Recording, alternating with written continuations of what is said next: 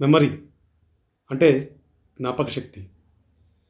ఈ వీడియోలో మనం జ్ఞాపక శక్తి ఎలా పరిణామం చెందిందో మనం తెలుసుకోబోతున్నాం. In this video we're going to learn about the evolution of memory.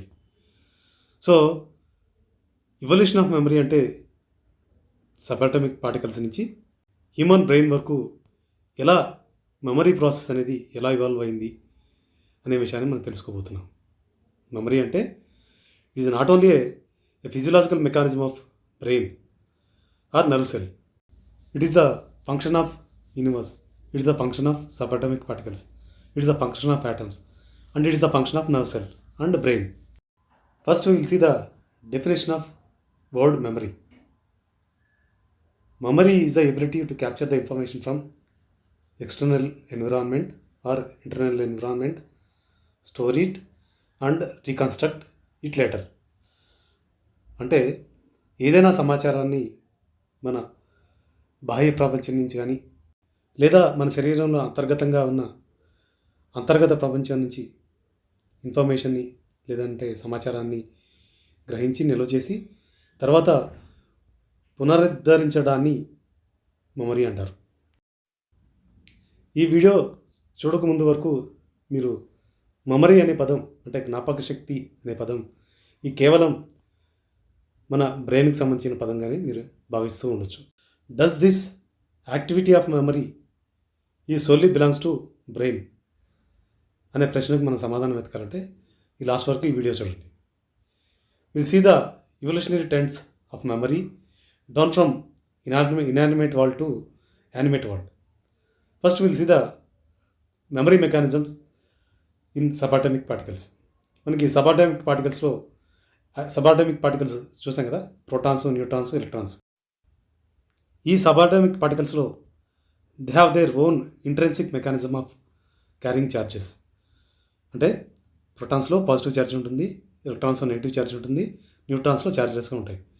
అంటే this is one sort of memory carrying the charges.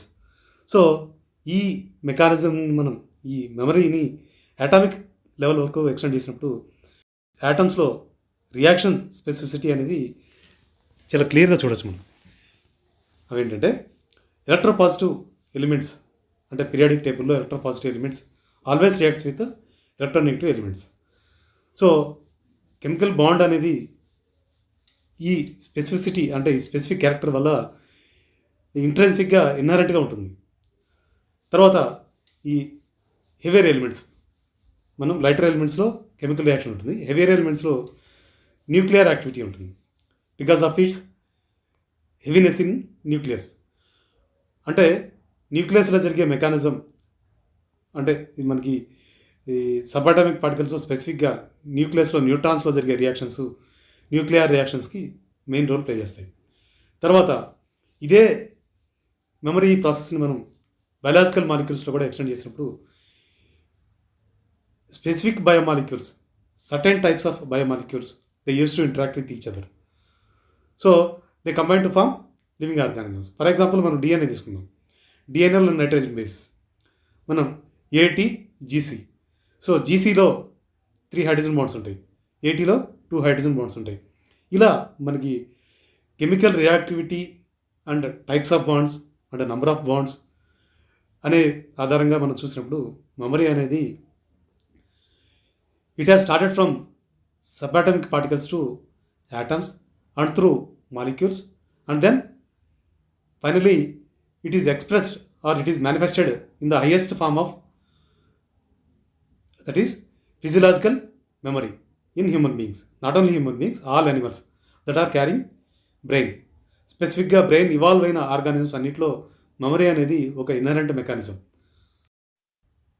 For example మనకి హార్మోన్స్ ఉంటాయి, హార్మోన్స్ స్పెసిఫిక్గా రిసెప్టర్తో బైండ్ అవుతుంది. సపోజ్ మనం ఇన్సులిన్ హార్మోన్ తీసుకుంటే ఇన్సులిన్ హార్మోన్ ఇన్సులిన్ రిసెప్టార్తో బైండ్ అవుతుంది, cell మీద ఉన్న రిసెప్టార్తో బైండ్ అవుతుంది. So that the receptor allows the glucose into cell. So ఇలా హార్మోన్సే కాదు, తర్వాత యాంటీబాడీస్, యాంటీజెన్ రియాక్షన్స్, ఇలా మనం ప్రతిదీ తీసుకుంటే ఏ విధంగా తీసుకున్నా సరే, ఏ మాలిక్యూల్ తీసుకున్నా సరే మెమరీ అనేది సబాటమిక్ పార్టికల్స్ నుంచి ఇవాల్వ్ అవుతూ గ్రాడ్యువల్గా హ్యూమన్ బ్రెయిన్ వరకు ఇవాల్వ్ అయిందనేది అర్థం. సబ్ అటామిక్ పార్టికల్స్ నుంచి మనం యాటమ్స్ వరకు లేదా మాలిక్యూల్స్ వరకు మనం చూసినప్పుడు దెర్ ఆర్ సమ్ ప్యాటర్న్స్. మనకి అవి ప్రాపర్టీస్ కానీ ఫంక్షన్స్ కానీ ఏవైనా మనకి పార్టికల్ నుంచి మాలిక్యూల్స్ వరకు కొన్ని ప్యాటర్న్స్ అనేవి ఉన్నాయి. సో ఆ ప్యాటర్న్స్ ప్రకారమే అవి బిహేవ్ చేస్తూ ఉంటాయి. So that is the inherent mechanism of memory. So according to that memory the particles or atoms or molecules they interact with each other. నేచర్లో జరిగే రియాక్షన్స్ కానీ నేచర్లో జరిగే ఎలాంటి మార్పులకైనా సరే ఇవి రిఫ్లెక్ట్ చేస్తాయి. సో మనకి లివింగ్ సెల్స్లో మనం లివింగ్ ఆర్గానిజమ్స్లో ఏ లివింగ్ ఆర్గానిజం సెల్ తీసుకున్నా సరే there is a inherent mechanism. So for example మనం గ్లైకాలసిస్ తీసుకుంటే glycolysis is a universal pathway. Some exceptions ఉన్నాయి. So that indicates that there is a inherent mechanism that carried over through billions of years from lower organisms to higher animals. So ఈ glycolysis అనేది ఒక evolutionary ప్రాసెస్లో evolve అయ్యింది అనేది అర్థం చేసుకోవడమే ఏ part of memory. తర్వాత మనకి not only metabolic pathways, receptor functions, తర్వాత ఫిజియలాజికల్ యాక్టివిటీస్, తర్వాత biochemical reaction, all biochemical reactions మనం ఇలా క్లాసిఫై చేస్తే మెమరీ అనేది inherent part of the nature. So highest form of memory is manifested in the form of human brain. So human బ్రెయిన్లో different parts of brain మనం చూసినప్పుడు they have their own specific functions. Frontal lobe అనేది it performs specific functions: thinking, speaking, memory and momentum. So all these 4 functions are controlled by frontal lobe. In the same way parietal lobe చూద్దాం. parietal lobe functions ఏంటంటే language and sense of touch. తర్వాత occipital lobe. Occipital lobe వచ్చేటికి vision and colour perception.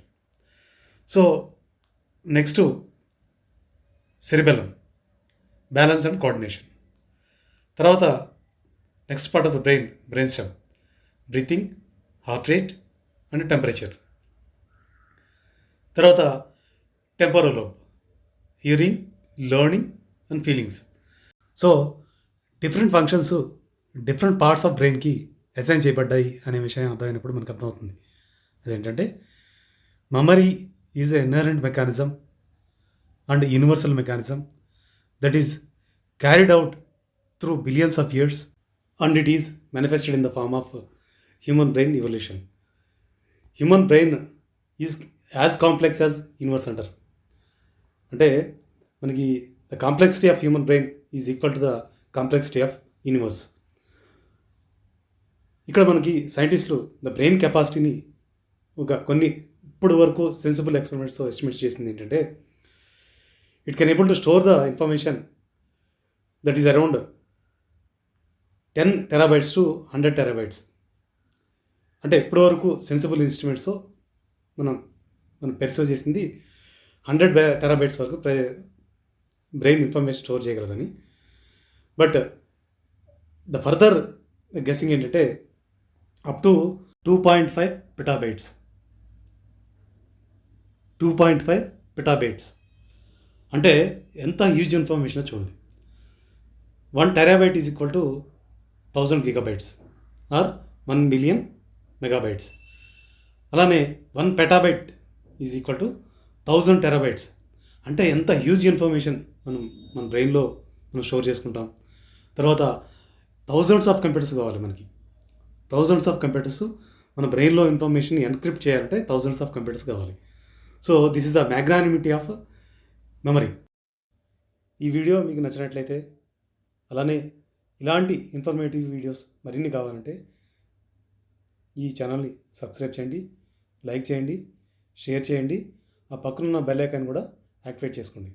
So that మాకు support చేసినట్లు అవుతుంది, మాకు encouragement ఇచ్చినట్లయితుంది.